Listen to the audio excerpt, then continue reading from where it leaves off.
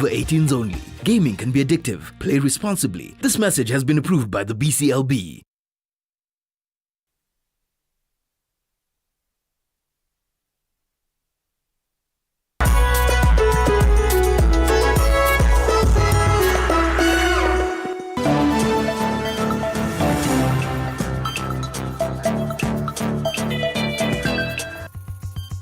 All right, thank you so much for staying with us. Time now for our conversation on widows and matters inheritance. Remember, like I said in the beginning, according to the United Nations, we have around 258 million widows in the world. You can imagine how much we have in Kenya, how many rather we have in Kenya. And that's why we're having this conversation tonight with Diana Kamande, who's on my extreme left. She is the founder and executive director, Come Together Widows and Orphans Organization. Thank you so much, Diana, for joining us. And of course, we have Margaret Ngima to my left, who is a widow. She got married in 2022? 2020. 2020. And you shall share your story with us, Yes, actually, right? I want to start with you. Take it from there, Margaret. Thank you so much, Grace. My name is Margaret, born again Christian, a mom of 2 girls and a widow. I got married in 2020. That is when we wedded. Then my husband rested on 5th of April last year after a tragic road accident. Yes, and so far God has been faithful. Yes. Right. Yeah. And Margaret, our discussion tonight is on matters inheritance, yeah? And that's where I want us to go straight into. So I want you to share your story with us in line of that. Ever since your husband passed on last year, 2022, share that journey that you have walked in terms of inheritance. Oh, thank you. I see you breathing. Yes. Is it a relief? What is it? It's a painful journey. Especially when you are widowed young. By the time my husband was lasting, I was only 30 years. And I had a small baby. Our daughter was only 4 months old. Then I had to start the painful journey of trying to juggle and know how to raise the children. So I had to start the process. The process starts with getting a death certificate. So I did that very fast. I did it in May, when the wound was still very fresh. Then after getting the death certificate, I went to the succession process now in court. I did that. I thank God mine has been a smooth journey. My in-laws have been very supportive, so I never had any contestment. So I was able to get my grant very fast, and I was able to follow up the benefits. I've been able to get some. I'm still following. Because of course, when you're widowed and you're the beneficiary, we'll need a grant from court for you to be able to access the assets. Yeah, so I've been able to get the grant to access the assets from bank, the car, the finances. So far, I'm somewhere. Yes. All right. But allow me, Margaret, of course, we're not going to mention the name of the company where your husband worked, but in our pre-interview, you did mention that it has not been easy to get to where you are right now. Yeah. It's been a tussle. It's been a battle with the company. Yeah. And if it's okay with you, you could mention the circumstances under which your husband passed on so that our viewers understand the correlation between the two, even as you share that journey, how it's been with the company that your husband worked for. Thank you so much, Grace. Okay, like I said, my husband died through a tragic road accident. He was in line of duty. So when you die in line of duty, you're entitled to some benefits. So he was entitled to insurance covers, of which now I was supposed to follow up from the company he worked from. And I did that. Thank God my husband was very transparent.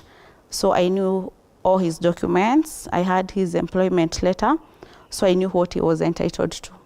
So I went to the company he worked for to ask for the benefits. It has been an issue because I was not able to get all the details pertaining the benefits. But since I had his employment letter, I knew what I wanted. So it was a back and forth going to get documents. They tell me to bring documents. I bring. They tell me to go and get my in-laws. My in-laws went and they had no issue. And after I got the grant now, they had no option but to give me the benefits. So I've been able to get some benefits, the insurance money, and I'm still following up on some final dues. Yes. Right. Diana, as Executive Director, Come Together Widows and Orphans organization, I'm curious about what the situation is in the country, you know. She's talking about the hustle, the battle, the journey she's had just to get, you know, what she is entitled to through her husband. And she is happy to have supportive in-laws. But the truth is most widows out there do not have, you know, do not enjoy that, do not have supportive in-laws. Talk to me about the situation in the country. Okay, thank you so much, Grace. The situation is not good, or it has not been good. But let me say, when I started working with widows, this is my 11th year. It's not been a smooth journey. I wouldn't say it has been a walk in the park. We are somewhere, but not where I thought maybe after 10 years plus we would be. I think because of our society is patriarchal. You know, our society believes that women do not have to inherit. You find in some communities, like a woman doesn't even have a right to go and sell a cow. It's only the son, even after the death of the husband, it's only the son who can go and do that on behalf of the woman. So you can imagine that that widow in that community, what does she go through when it comes to matters inheritance? One of the biggest thorns in the flesh of widows is succession. The law of succession, I keep saying it's a law that was purely made for women. And I have so many reasons that I can give to prove that this law was purely tailor-made. Sorry, it was purely tailor-made for women. For so long, I've not seen a man, apart from maybe after the death of the former Bomet governor, Dr. Joyce Laboso, may her soul rest in peace, is when I saw Mr. Edwin going to court. It's taken me long to see another man go to court to try and succeed the late wife. But immediately a husband dies, a widow has to go through the tedious court process. Succession Act is the law of succession and the succession process. They are the very most tedious, and I can say it's a very tiring process for the women of this country. I have not seen any single woman, thank God for Margaret, because her in-laws were very cooperative. But you can imagine those widows, like 95% of the widows in this country, their in-laws are not cooperative. I had a widow, unfortunately she passed on. She has been in court for 36 years. Yet she passed on and she left the sons and daughters in court. So this is what we are talking about. We thank our government. We have seen quite a number of amendments on the Succession Act. We have seen also improvement on the Land Act. Right now we can see women are owning land, women have got title deeds, but how many of the widows, as much as we are talking as women, women are owning land, how many among these women, what percentage is the widows? Sure. Where we stand, Kenya has slightly above 4-point-something million widows. This is a number you cannot ignore. It's a number that is a game changer in this country, yet we don't have enough laws. It's when we are trying to push the Ministry of Public Service and Gender, which has been very supportive through the PS and the CS, to see whether we can have a standalone policy to protect the widows of this country. It has been a journey. I know it's a voice we've tried to raise. Ministers come, ministers go. The request is still on the desk, and we are hoping with this government that we are going to have a standalone policy that will inform legislation of widows in this country. Right. We have been able to speak and to raise our voices even on the international tables. Recently, last year, March, during the Commission Status for Women in New York, we were able to pass a resolution of widows, a resolution that was passed at the UN level. But has it been domesticated in Kenya? We are going to the second year. We have not even had a single clause of the resolution domesticated in this country. So who is not doing their job? It's a long journey.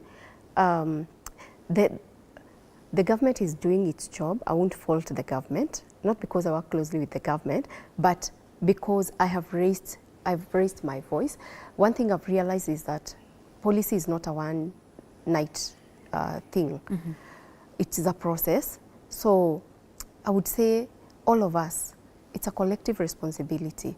And I also thank the media so much, because also media has brought this issue of widows and the suffering they're going through together with their children to the limelight. Sure. So I believe it's time now we do the job. We have a resolution that we can refer to that was passed in New York. Yeah. We have a policy that we have drafted in our own capacity as an organization. Now we are waiting to see what the government will come up with, and we are waiting to see if the cabinet is going to pass it so that it can go to the parliament as a government bill. Sure, yeah. Sure. All right.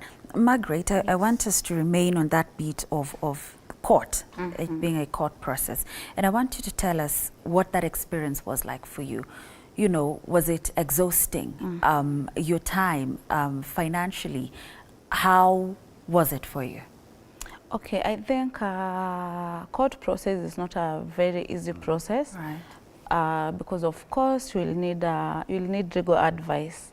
You'll need an advocate when you are filing the petition, and if there is contestment, now it becomes very hard. Like Dana has said, there is a widow who died and had stayed in court for 36 years. That is the challenge that many widows go through, because you find that the biggest thorn in the flesh is the in-laws. When you go to court and the in-laws object, everybody has a right to be heard. So when they go to court and there is the objection, the process delays. Like mine, there was no objection, but I stayed for close to 1 year. When you go to court, if you're not using the legal team, you can do self-representation. Like my case, I tried using the advocates, and it was frustrating. It was wasting a lot of time. So I shifted now to self-representation. So now I had to represent myself in court. Right. That one was a bit fast, but still it took some time. Because before you go through mention, hearing, and conclusion, it takes time, especially here in Nairobi. There are so many cases in Milimani. So if there is a small issue, you can be given a date of like 2 months from that date. So you find that it takes a lot of time. So it is very overwhelming. Like I remember I used to go to Milimani and I would go there. I would sit on the benches and cry sometimes because I don't know even when I'm going to finish this process. And imagine, mine was very smooth. There was no contestment. I had a very good brother-in-law who would accompany me to Milimani, and still, it took time. Yes. So imagine to those widows who have contestment, it takes a lot of time. That's true. That's true. All right. Now, I know judiciary, you know, from the previous CJ Maraga and now with Kome, they're working on fast-tracking these court cases.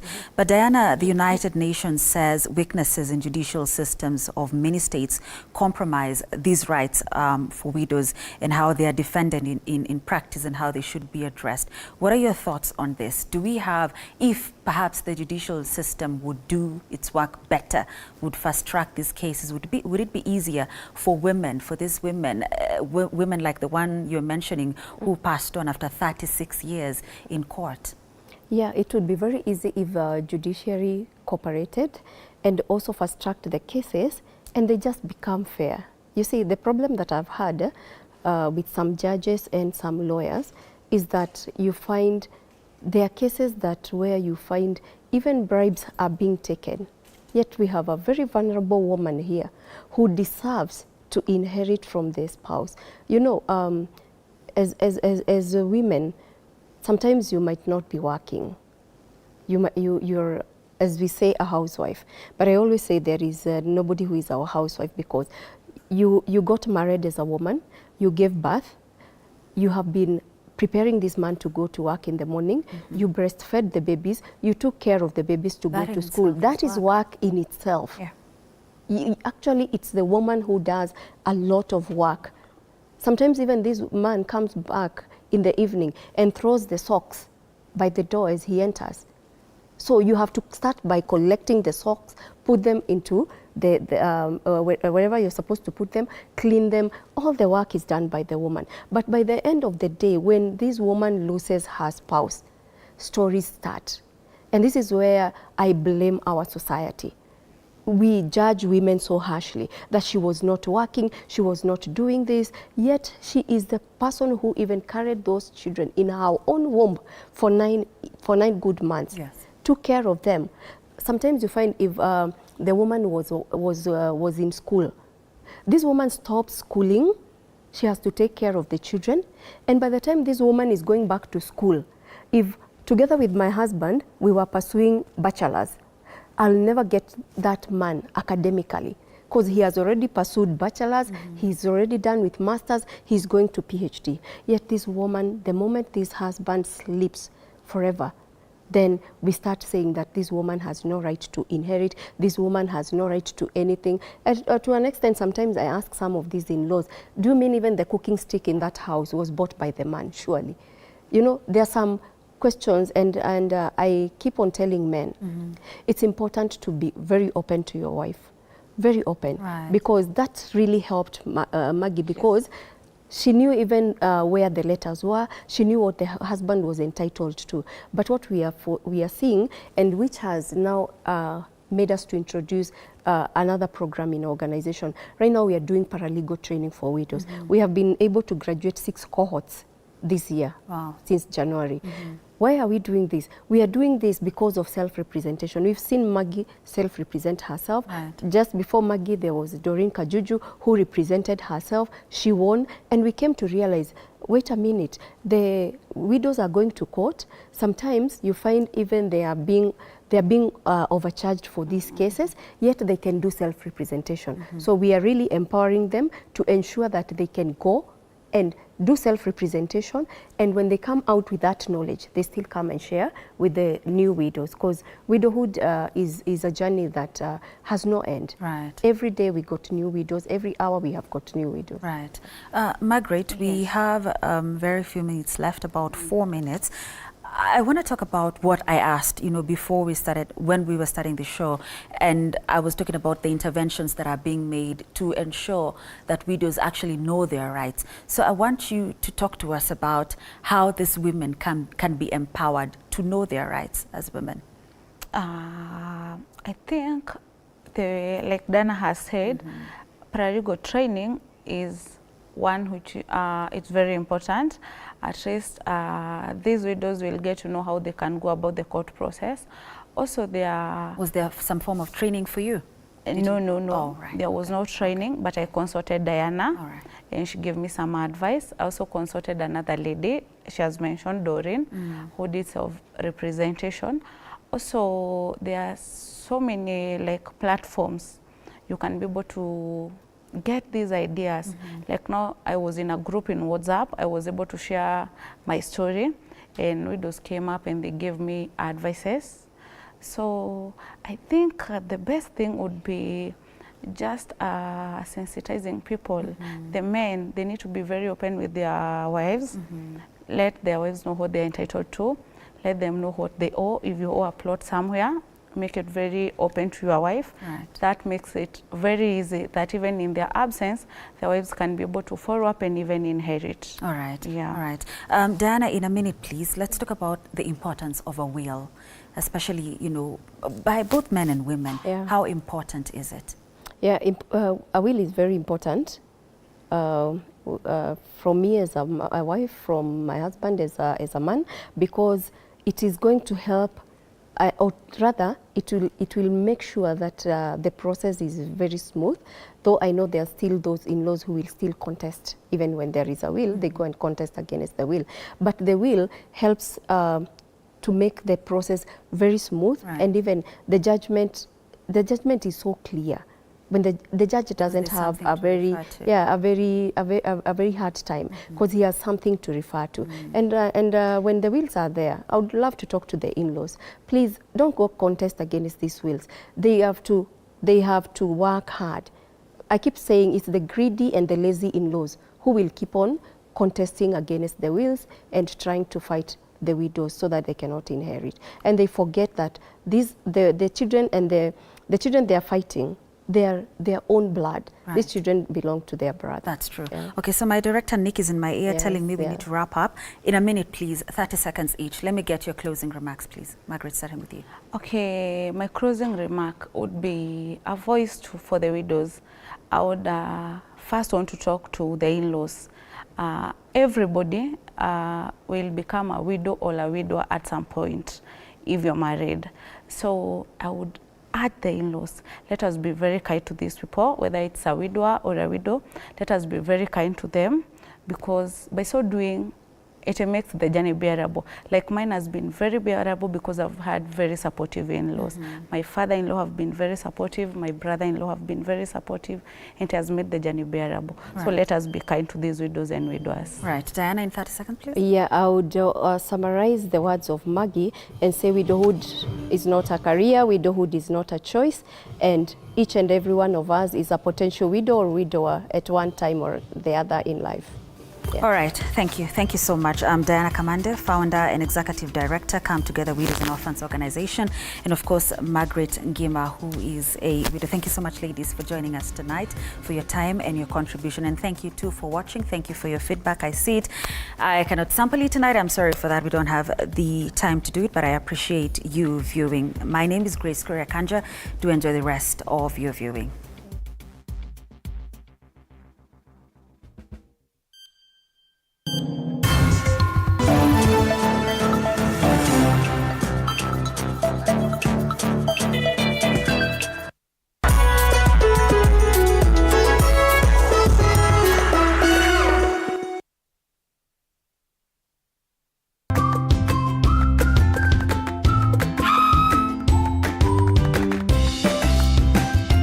Let's clear pimples. Step 1. Acne's Creamy Wash is a foamy and gentle cleanser that removes sebum and dirt in the pores. Step 2. Acne Soothing Toner maintains skin pH. Step 3. Acne Sealing Gel quickly clears pimple-causing bacteria. Mentholatum Acne clears, cares, and helps prevent pimples. Roto.